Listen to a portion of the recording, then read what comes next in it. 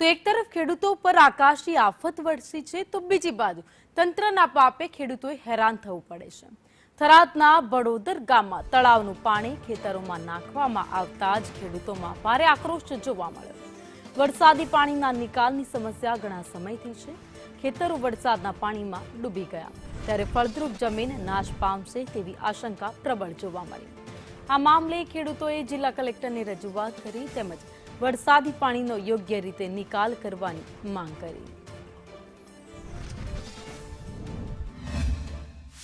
એના માટે અમારે સીધું પમ્પિંગ ગામની અંદર કોઈ તળાવની અંદર કરવાનું નથી, ડાયરેક્ટ સીધું માઇનર કેનાલની અંદર પાણી નાખે તળાવની અંદર એવી અમારી માગણી છે।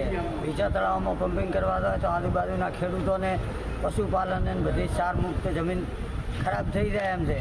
એના કારણથી ડાયરેક્ટ સીધો સરકારશ્રીને અમારી નમ્ર અપીલ છે કે સીધો પમ્પિંગ કરે।